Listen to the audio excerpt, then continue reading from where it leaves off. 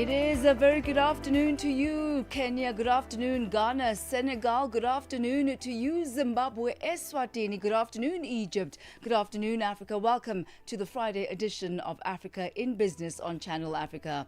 I'm Thami Ngubeni. Here's what we've got in store for you this afternoon. As we do every single Friday, Victor Khumoswana brings us the latest as far as business on the African continent is concerned, with our business lineup on the agenda today. Developments in the Democratic Republic of Congo, relations between the UAE and Somaliland, and the latest agreement between Somalia and Azerbaijan. That and a whole lot more coming up, including a focus on Europe's leading Africa-focused investment conference, the AFSIC SA Investment Summit, which is currently taking place. We'll be speaking today with the Deputy Minister in the Presidency in South Africa, Kenny Morolong. A very warm afternoon to you and welcome to Africa in Business. It's 8 minutes after 4. Connecting Africa to the world. Africa in Business with Thami Ngubeni brings you the latest insights on Africa's economy. So for our weekly business roundup today, we are joined on the line by Victor Khumoswana, author of Africa is Open and Africa Bounces Back. Victor is also the Executive Director for Marketing and Communication at the University of Limpopo. A very good Friday to you, Victor. Welcome. Good Friday to you, Thami. Good to talk to you again. It certainly is. Let's get straight into it and just look at the latest developments as far as the Democratic Republic of Congo is concerned and the building of that $1.5 billion transmission line. Yeah, and the beauty of this, Thami, is that it's cross-border. So it's connecting the DRC to the northern parts of Angola, and therefore it's a cross-border infrastructure project. It's about 1,100 kilometers. So it's quite a long transmission line that will be taking about 1,200 megawatts to the mining area where copper and cobalt are being mined in the DRC. And the point is, this is a $1.5 billion investment. And where is the source of the investment? The US of A. Again, I always say, when you hear President Trump talk about foreign relations, people behind the scenes are doing the deals. And this is important because the U.S. Development Finance Corporation will provide about 70% of the funding. And this will mean the project will go a long way in narrowing the gap. There's a deficit of about 1,500 megawatts. So this transmission line will take 1,200 megawatts out of Angola into the DRC. It's an American company, Symbion Power Unit Hydrolink, with a Swiss-based company called Mitrelli Group. I don't know Mitrelli Group, but it's a Swiss-U.S. collaboration in the DRC. Surprise, surprise. Surprise, surprise. Well, we are seeing collaboration amongst African countries, but you'll remember that in the recent past we've had quite a number of gatherings around illicit financial flows on the African continent, and there have once again been calls for greater collaboration among the African states and different regulatory bodies in order to put an end to this. Yeah, if you recall, former President Mbeki had this high panel, the United Nations High Panel on Illicit Financial Flows. This is money that leaves countries illegally. And often when we think of illicit capital flows, we think of human trafficking, we think of drug trade. But what the panel led by former President Thabo Mbeki found was that it's only 30% of that illicit capital outflows that are made of things like pure crime. The rest of it goes to what they call base erosion and profit shifting. And if you work for large corporations and these big financial advisory or services companies, they do something called transfer pricing as a service, which means you help a multinational corporation to find a jurisdiction where they can register their company, even if it's just a building where the corporate tax is the lowest or virtually non-existent. important, and the Cayman Islands come to mind, Malta, these islands that nobody ever goes to except to register these companies. So they are saying that's the bulk of the illicit capital, the renewal of this, that there must be civil society capacity building, there must be domestic revenue mobilization, but most of all, strengthening fiscal systems by using the link between regulatory bodies and fintech companies, because these days moving money is no longer moving it in suitcases, Thami. It's just a matter of a click of a mouse. And it's done. Collaboration is a key buzzword. Not only is it a key buzzword, but it really does look like investors as well as corporates and governments are investing not only in infrastructure but various routes as well. I mean, look at this one connecting Jebel Ali Port in the UAE with Berbera Port in Somaliland. In Somaliland, and this is by, again, you see a deal between two regions. UAE, DP World is a port management company that's just got a presence everywhere. I think even in Johannesburg there's a stadium called DP World something. It's a quay that they're going to build, Stanley, 1,050 meters long, and 400 of that will be real serious cargo. That will be the Triple E vessels. That we are talking a livestock annual capacity of 4.1 million heads of cattle or whatever it is that you're moving. And the 58% of, this is DP World, an Arabic Middle Eastern company, which also owns 58% of the container and general cargo terminal at the port in Somaliland. So it's not just building the capacity, the key. It already owns a lot of that. So logistics, cross-border trade, especially the link between the Middle East and Africa, is another area of priority. I'm sure we have talked about this, just how significant the Middle East is becoming in African trade and investment. And to greater increase facilitation, removing the red tapes, looks like the diplomatic quarters are also doing likewise with Somalia and Azerbaijan. If you watch international soccer, you will have seen Azerbaijan advertising everywhere. You've seen them advertise on CNN. They are just on an aggressive drive to advertise, and they are finding a way of waiving the diplomatic, visa requirements for at least diplomatic travelers for a start, because those are the people who come in and negotiate trade deals between Somalia and Azerbaijan. This is the drive by Somalia, even as it's struggling to establish systems and strengthen its government or the state. It is already increasing as aggressively trying to expand its diplomatic network and increase its international presence. To show just how much Somalia is struggling. This deal was not even signed in Somalia.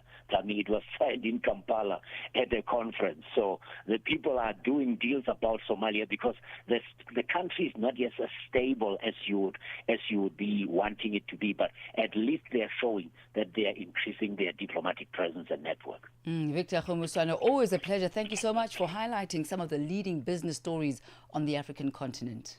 Always a pleasure. Have a fantastic weekend. Thank you. That's Victor Khomuswana.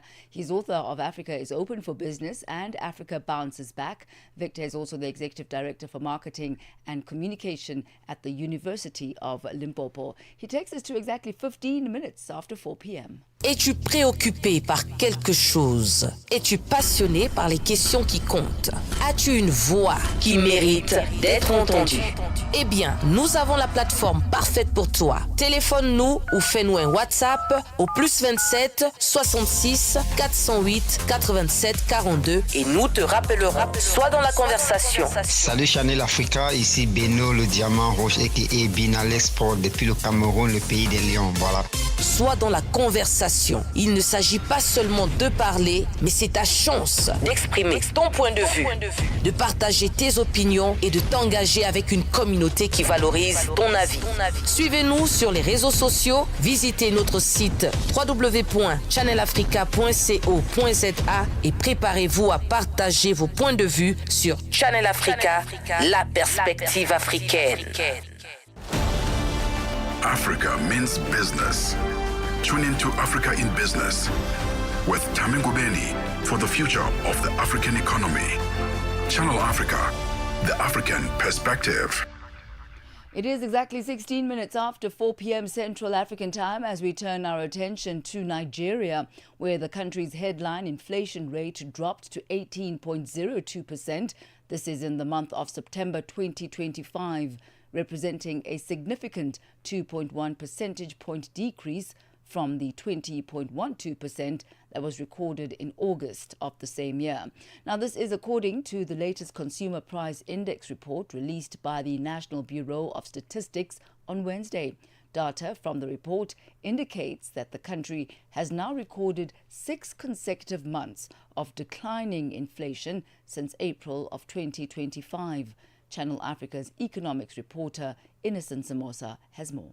The decline comes after a series of statistical adjustments earlier this year, including a change in the base year and a rewriting of items in the consumer price basket. Inflation had previously peaked to nearly 35% in December 2024. Economist Collins Negwe shares key factors that have contributed to Nigeria's steady decline in inflation over the past 6 months. Nigeria's inflation rate falling to 18.02% may sound like just another statistics. But I must tell you, Innocent, behind the numbers appears to lie a story of resilience and reform. It's the first real sign that monetary discipline, exchange rate stability, and improved food supply chains are beginning to work collaboratively. The challenge now is to make sure this progress travels from policy tables in Abuja to the market stalls in Teju Osho, Alaba Market, and maybe even the Computer Village. Now, on the factors behind the inflation, I would say, inflation decline, I would say. Nigeria's inflation slowdown isn't magic. It's policy maturity. A stable naira, tighter monetary policy, and improved food supply are finally beginning to cool price pressures after months of turbulence. On a year-on-year basis, the September 2025 headline inflation rate was 14.68 percentage points lower than the 32.70% recorded in September 2024, while headline inflation stood at 0.72% in September, slightly lower than the 0.74% recorded in August 2025. But how much of this drop can be attributed to the recent statistical adjustments made by the NBS? Negwe explains. On the Nigerian Bureau of Statistics statistical adjustments, yes, the NBS updated its inflation model, but the drop is real. Maybe 1 or 2 percentage points come from new methods, but most of the fall reflects actual price moderation. The new model tells a clearer story of today's economy. It defines data, it doesn't disguise the truth. Nigeria's inflation really is easing. Statistical tweets matter, quite all right, but they don't cook the books. The trend predates the adjustment, meaning policy, not mass, is cooling inflation. He says this trend must go beyond inflation headline to consumer purchasing power and monetary policy going forward. On implications for consumers and policy, Innocent, I would say that prices are still rising, but slower. That's progress. The next step is ensuring Nigerians actually feel the relief in their pockets, not just in the headlines. This is a breather, not a breakthrough. Inflation easing gives room for policy to shift from firefighting to rebuilding consumer confidence. Now, if Nigeria sustains this trend, 2026 could mark true price stability because prices have not stabilized. For Channel Africa News, I'm Innocent Samosa in Johannesburg, South Africa. Get the news, music, and lifestyle of Africa on Channel Africa, the African perspective. Channel Africa is live at the 14th Oppenheimer Research Conference, a leading platform for natural and environmental science. Convened by the Oppenheimer Generations Research and Conservation, it brings together top scientists, policymakers, as well as conservationists looking to advance solutions to global environmental crises in an ever-changing world. Channel Africa will be interviewing some of the leading African voices who are shaping meaningful approaches to some of Africa's most pressing challenges. Do stay tuned. Stay ahead with Africa in Business, where Thami Ngubeni unpacks your go-to source for Africa's economic trends and development. It is 22 minutes after 4 p.m. Central African Time. G20 finance ministers and central bank governors have agreed to launch the G20 Africa Engagement Framework, a multi-year initiative that builds on past G20 work to address growth and development on the continent. The fourth meeting of the group during South Africa's presidency of the G20 was held on the sidelines of the IMF World Bank meetings in Washington, D.C. in the United States. The chair's summary of the meeting pointed to constructive discussions on the global economic outlook, macroeconomic stability, and reforming the international financial architecture within the context of achieving sustainable development. Sherwin Bryce Peace reports. G20 finance ministers and central bank governors endorsed the launch of the 2025 to 2030 G20 Finance Track Africa Engagement Framework to support efforts of the African continent to achieve their economic, financial and related objectives. South Africa's Deputy Finance Minister David Masondo chaired the meeting. This framework strives to ensure consistent engagement by the G20 with key impediments to growth and development in Africa for the next 5 years.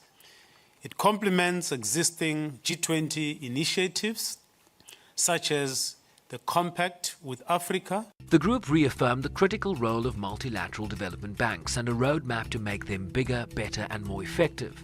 Adopted a G20 declaration on debt that aims to improve debt sustainability, which seeks to enhance the agency of borrowers.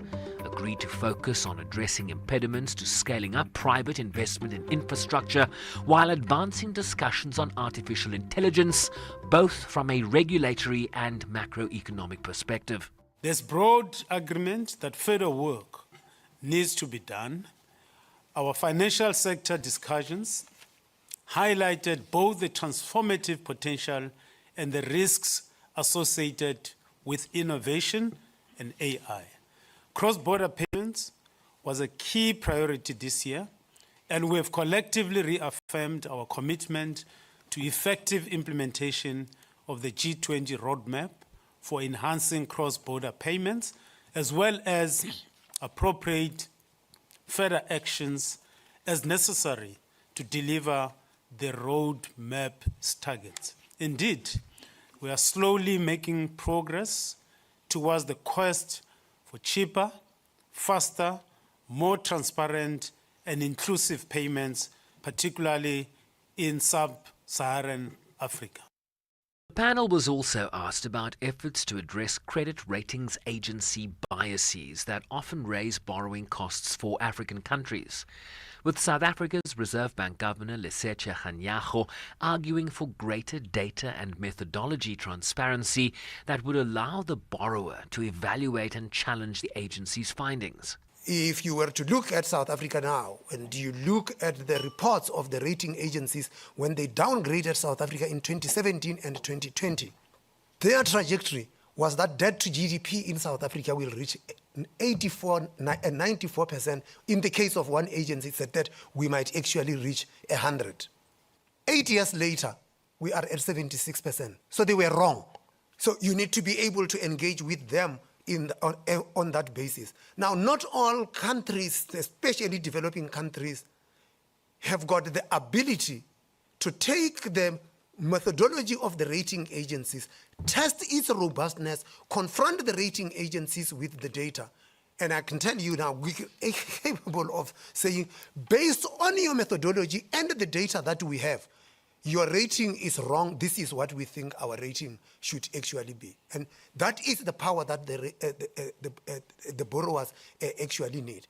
Now, for many of the developing countries, they would not have that ability. And important here would be to build the capacity of the borrowers to be able to engage in that manner.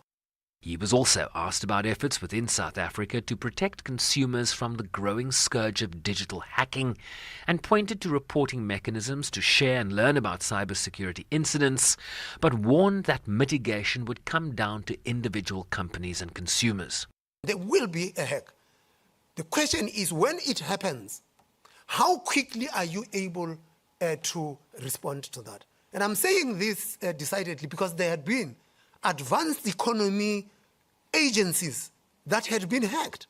So that is what you are going to be faced with. And on the consumer side, it is also very important that consumers are actually informed and equipped to be able to engage. Because in many respects, it is not so much that the institution got hacked. It is because the consumer didn't know what was the right thing to do when approached or tricked into some vulnerability. The meeting also expressed a view that the global economy had shown resilience in the first half of 2025 despite facing continued elevated uncertainty and complex challenges. These include ongoing wars and conflicts, geopolitical and trade tensions, disruptions to global supply chains, high debt levels, and frequent extreme weather events and natural disasters. Factors that these G20 stakeholders caution may pose downside risks to growth and could raise risks to financial and price stability moving forward. The G20 Leaders Summit will be held in Johannesburg from the 22nd to the 23rd of November. I'm Shervin Bryce-Pease in New York. Parlez-vous couramment le français? Êtes-vous passionné par la radio? Et êtes-vous qualifié pour travailler en Afrique du Sud? Envoyez-nous votre CV et vos 3 minutes démo en MP3 à @channelafrica.co.za pour avoir une chance de rejoindre la famille Channel Africa. Si vous n'avez pas de réponse après 14 jours, cela signifie que vous n'avez pas été retenu. Channel Africa, la perspective africaine. Africa in Business on Channel Africa. It is exactly 4:29 Central African time as we head over to the markets where Chanduko Lekeke is standing by with your latest market indicators. Business News on Channel Africa. The African Perspective. Thank you, Thami, and good afternoon. $1 is trading at 17 Rand 32 in South Africa, Botswana 13 Pula 25, Namibia 17 Namibian dollars 32, Zambia 22 Kwacha 60, Kenya the dollar is 128 shilling, 252 Ethiopia 147 Big 421, in Uganda 3,000 shilling 445, Tanzania 2,000 shilling 450. $1 in Nigeria is at 1,465 naira. Egypt, the dollar is 47, Egyptian pound 57. Tunisia, 2 dinar 91. Algeria, 129 dinar 152. Morocco, 90 ram 16. In Angola, 912 kwanza. The Congolese franc is 2,244.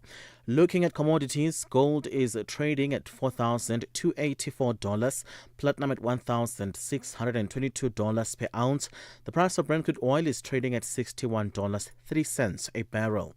That is all from me. For any business stories you'd like to share with us, please send us an email to newsroom@channelafrica.co.za, or you can call us on +27 11714 4459. For Channel Africa Business, I am Chanduko Ligege. Business News on Channel Africa. The African Perspective. And heading over to the sports desk for the latest from the business of sport, here is Musibudi Makura. Sports on Channel Africa. The African Perspective. Thank you so much, Thami. A very good afternoon from the Sports Desk. So we'll start with what's happening in local football news. So long-serving Banyana coach Dr. Desiree Ellis will be at the helm for yet another 4 years if she accepts the association's new proposal. Now, the South African Football Association is set to offer Banyana coach Dr. Desiree Ellis a fresh 4-year contract to extend her stay with the senior women's national soccer team. SAFA said the decision was taken during a recent National Executive Committee meeting in Mbombela in the country's Mpumalanga province on the 14th of October. So the Soccer Federation's Technical Committee recommended that Ellis be offered a 4-year deal to keep her in the Banyana hot seat, and that she has occupied, by the way, since 2018.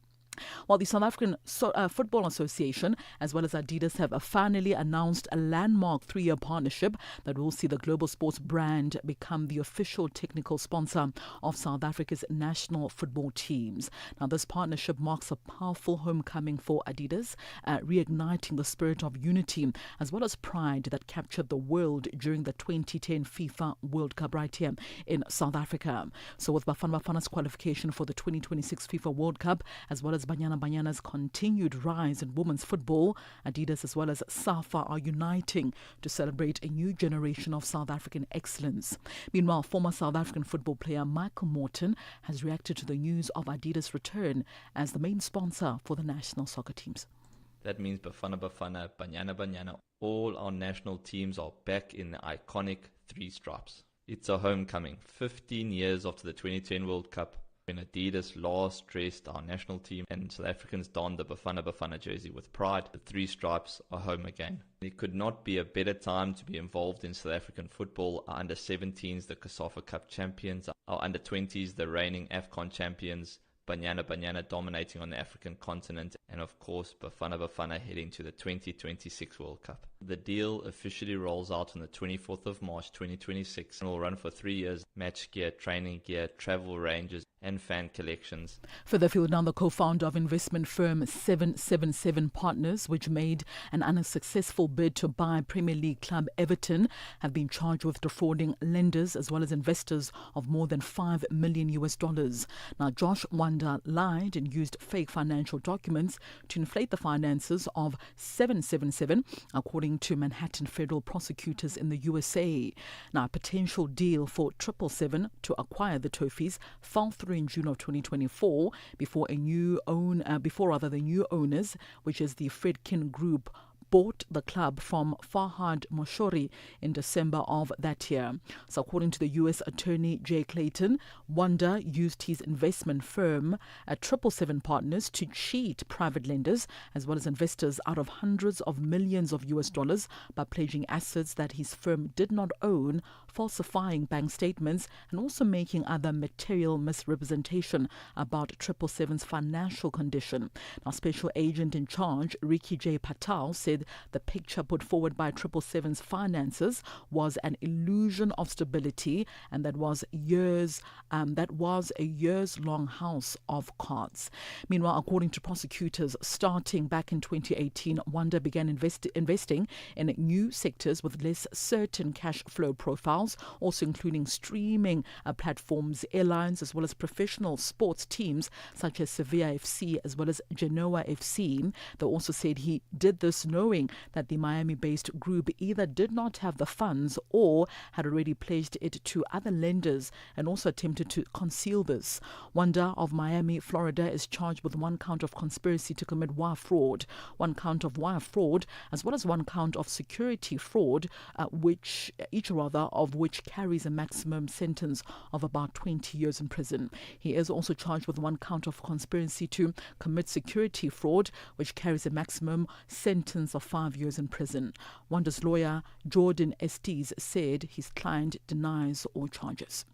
And finally, former NBA most valuable player Russell Westbrook has signed with the Sacramento Kings as he enters his 18th season in the NBA. The 36-year-old played the 2024-2025 season with the Denver Nuggets, averaging 13.3 points, 6.1 assists, as well as 4.1 rebounds in 75 games. The 9-time All-Star signed for the Kings after becoming a free agent in June of this year, once the Nuggets were eliminated from the Western Conference semifinals finals. Now, Westbrook holds the NBA's record for most triple-doubles with 203 and led the NBA in scoring in 2015 as well as in 2017. He joins his 7th team since being drafted back in 2008 to the Seattle Supersonics. And that's a wrap of your sporting news this hour. For any sports stories you'd like to share with us, our email address is newsroom@channelafrica.co.za or call us. The newsroom line is +27 11714 4459. Have a great sporting weekend. For Channel Africa Sport, I am Musibudi Makura. Sports on Channel Africa. The African perspective. From markets to innovation. From markets to innovation. Africa in Business with Thami Ngubeni covers it all. With Africa's future in focus, Channel Africa, the African perspective. It is exactly 4:37 on this Friday afternoon. Now, hundreds of Botswana nationals are hoping to work in the United Kingdom now face uncertainty after the British government imposed a visa requirement on the Southern African nation. Recent years have seen a surge of Botswanans moving to the United Kingdom, driven by economic challenges back home, including a weak diamond sales. In response, London has tightened entry rules to curb the flow of migrants. The British High Commissioner to Botswana, Giles Etiknap, confirmed the change yesterday. Channel Africa's Shingirai Madondo reports from Gaborone. In his announcement, the British High Commissioner to Botswana, Giles Etiknap, said the visa restrictions are a firm response to misuse of the United Kingdom or UK's immigration system by Botswana's citizens.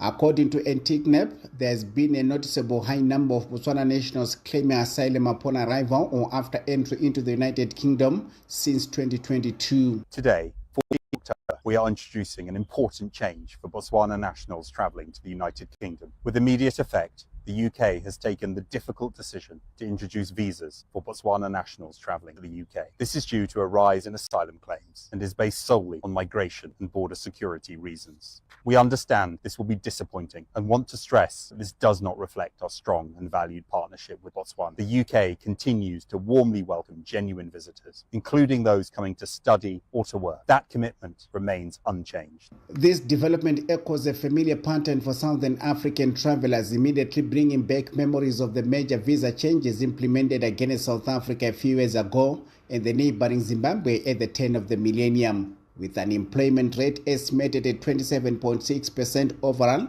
and hovering around 38.2% amongst the young generation of the Southern African country, 35-year-old Evelyn Muzutata, a resident of Francistown, Botswana's second largest city, described the decision taken by the British government as devastating. For us, it's bad. We were looking at opportunities out there.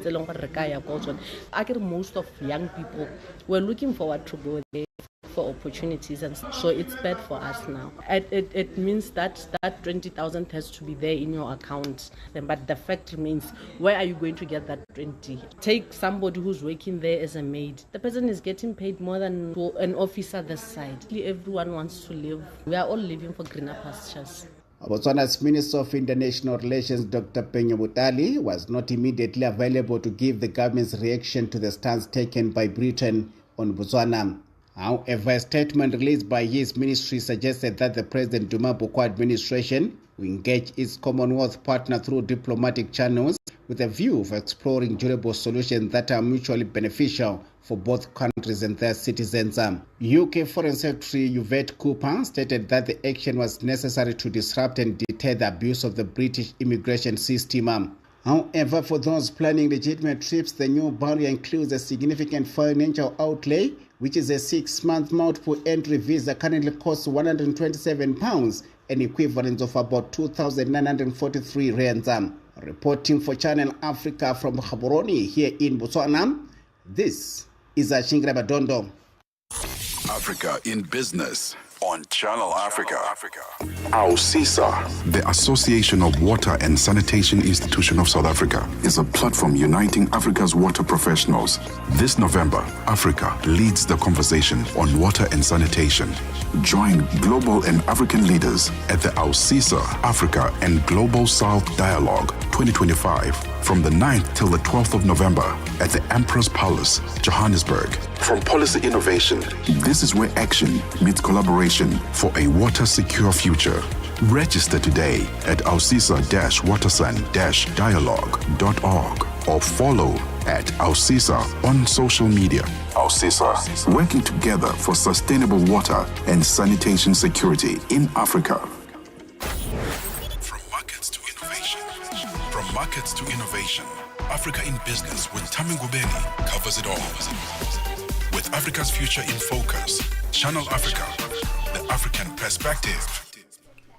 The United Arab Emirates Embassy in South Africa, in partnership with Creative Zone by Encore and Azania Trade Hub, is set to convene a high-level business engagement on the 20th of October in Johannesburg, South Africa.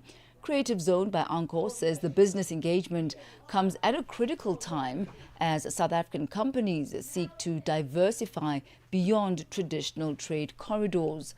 The UAE has emerged as a global hub offering investor-friendly policies as well as opportunities in mining, agriculture, ICT and manufacturing, among others.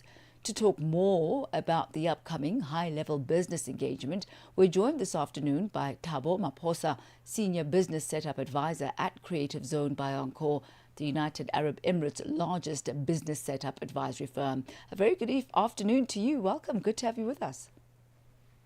Hi, Thami. Thank you so much for having me today.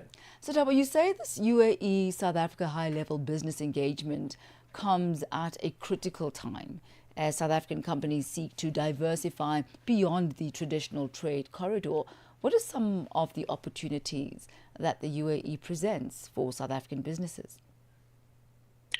I think that's a really good question. So the UAE has grown into one of the powerhouses in the world, and obviously South Africa is a country that has a lot of businesses that are succeeding.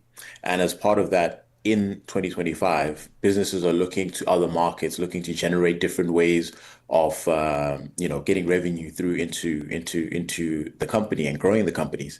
And Dubai, the UAE specifically, has positioned itself as a gateway to that. For example, it offers a gateway to potentially 2.5 billion new customers between Europe and Asia. So these are some of the things that African businesses, specifically South African businesses, are already considering, and a lot of them are already using that trade route. And this is to spread that awareness and have really good results out of these bilateral agreements. As you've mentioned, this is already in progress, and to date, you've supported over 75,000 businesses to establish themselves within the UAE. How did they manage to achieve this success, and how can businesses on the African continent tap into these opportunities?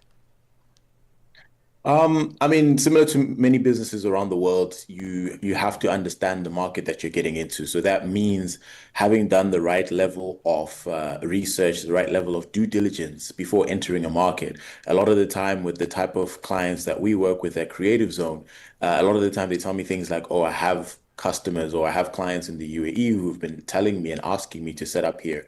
So these are some of the things and some of the indicators that you're looking at, and also knowing if you have a product that is transferable to a different market. So these are just a couple of the different things that we've seen in recent times when it comes to going abroad. Perhaps talk to us now about some of the local institutions that you're working with in facilitating this linkage with the UAE and investors there. Absolutely. So when you do try to set up these type of partnerships and these type of events, you need the right type of people in those different parts of the world. And in South Africa, we've partnered with the Azania Trade Hub, along with the UAE Embassy to sponsor the event that is coming up. But Azania has done quite a lot in terms of helping us communicate the right message to businesses in South Africa and helping us connect with the right type of businesses that are ready and do have a need to expand internationally, specifically to the Gulf. So really they need to be expansion ready before they can come to you, or do you also provide those incubation services of helping them actually get to the point where they are able to?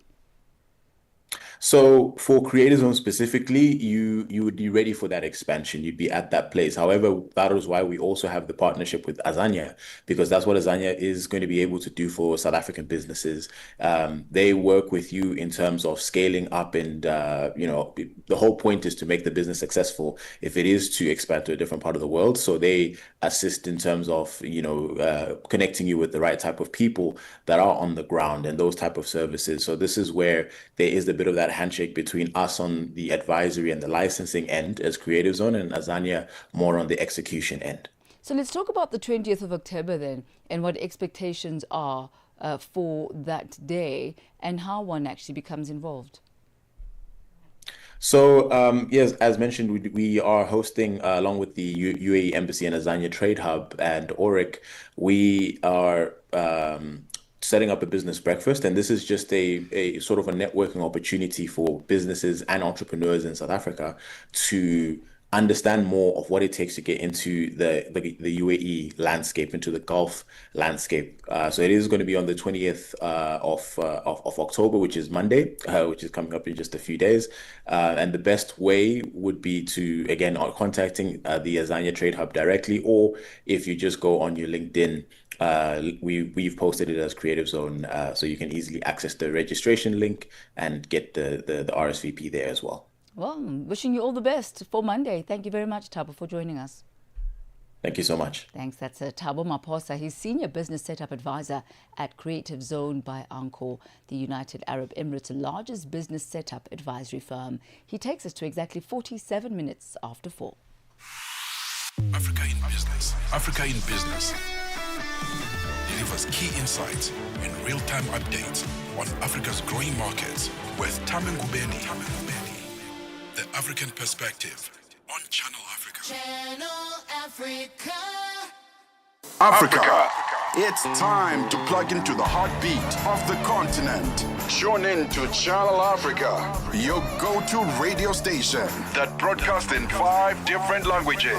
L'Afrique du Sud célèbre la journée nationale du Kabla hujaitwa kwa jina la Double K or more of our forests have been destroyed. Tamo ndi Partido Africano da Independência da Guiné. See, Channel Africa represents every corner of this amazing land. From Lagos to Cape Town, Nairobi to Dakar, we've got you covered with the freshest news, music, and cultures. So, turn up the volume, feel the rhythm.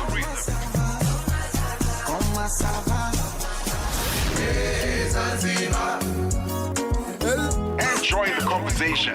Channel Africa, the African Perspective. Connecting Africa to the world. Africa in Business with Thami Ngubeni brings you the latest insights on Africa's economy.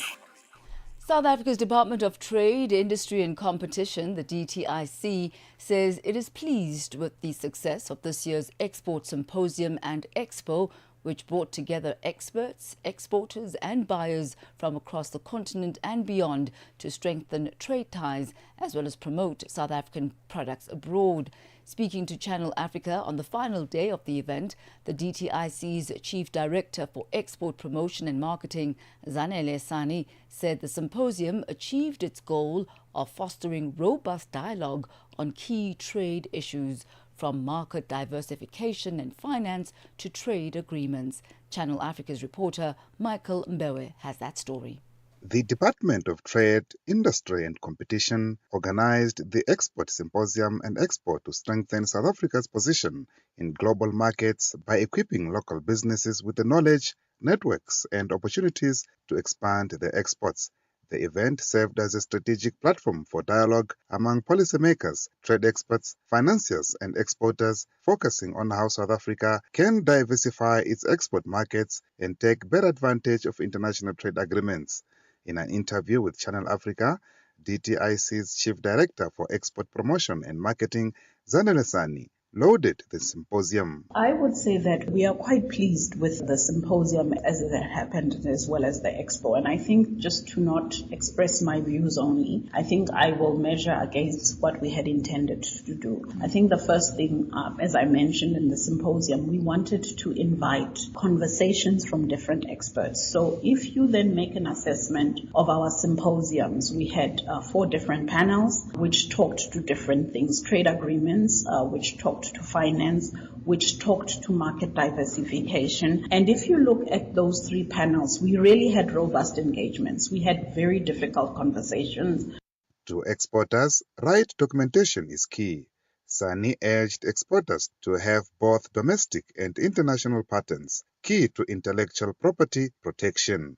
What we encourage our exporters to do, and all other businesses, is that they also register their patent locally, but also domestically. And we attempt to actually engage partners that are part of the World Intellectual Property Organization, WIPO, so that those protections that apply globally can also apply within that country. But there is the necessity for the company to register its intellectual property. Furthermore, she added that the expo welcomed both domestic and international potential buyers. So this expo has got actually a dual function. There are buyers that South Africa or the DTIC has mobilized, and for this visit we have buyers from Kenya, we have buyers from Malawi, we have buyers from Zimbabwe, from Ghana, from Nigeria, and from Egypt, who are here to really source products that they've been impressed with the variety that we've been able to showcase. Speaking of potential buyers, we spoke to a few international buyers, beginning with Ronnie Nyembe, CEO of Sub-Saharan Trade Investment Hub in Zambia. First and foremost, I would like to say thank you for being welcome in South Africa, and also extend my sincere gratitude to DTIC for this important invitation that they gave us. We're an organization from Zambia called Sub-Saharan Trade Hub. Our main focus, or our main objective, is to have as many companies as we can from South Africa, those who want to have footprints in Zambia. We are there to help them to understand the niche market in Zambia. So far I'm very, very impressed with what DTIC is doing, to integrate Africa, and would love also DTIC, to extend this kind of symposium in other African countries, so that we can tap the talent that is untapped. Tayo Adelakun, CEO of Adelcom Nigeria Limited, resonates with Ronnie Nyembe's sentiments. We agree with Mr. Ronnie, what he said. And number one is to thank DTIC for what they have done. This is what they call a first mover benefit for Africa. And I believe all Africa should take this initiative and begin to do something like this. So imagine if all the blocks in Africa is doing what DTIC is doing.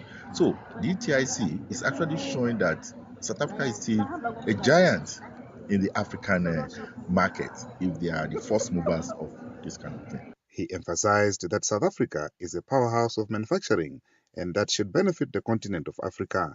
He praised DTIC while advocating for uniform African trade policies.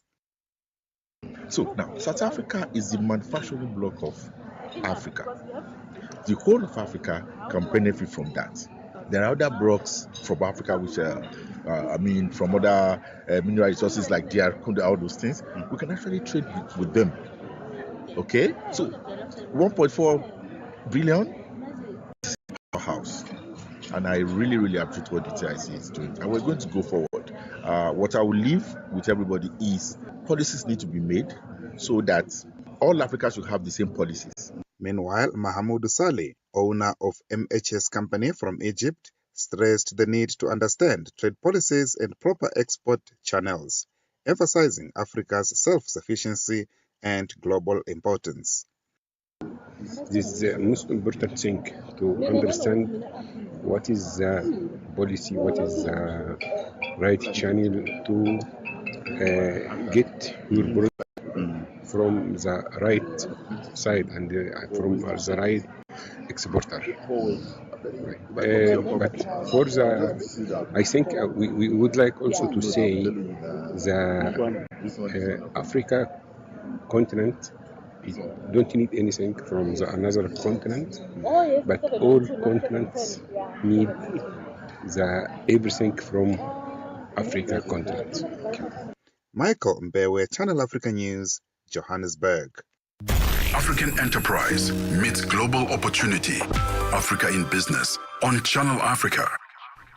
It is exactly 4:56 Central African time as we round up not only today's edition of Africa in Business, but this week's edition. Let's look at some of the leading stories that we brought for you today. Always a very engaging and informative conversation that we have with Victor Khumuswana for our business roundup. We took a look at the Symbian Power Unit Hydro Link, who have signed a preliminary agreement with the Democratic Republic of Congo. And this agreement was around building a $1.5 billion transmission line. And 70% of the funding for that line is ironically going to be coming out of the United States. So Angola into DRC.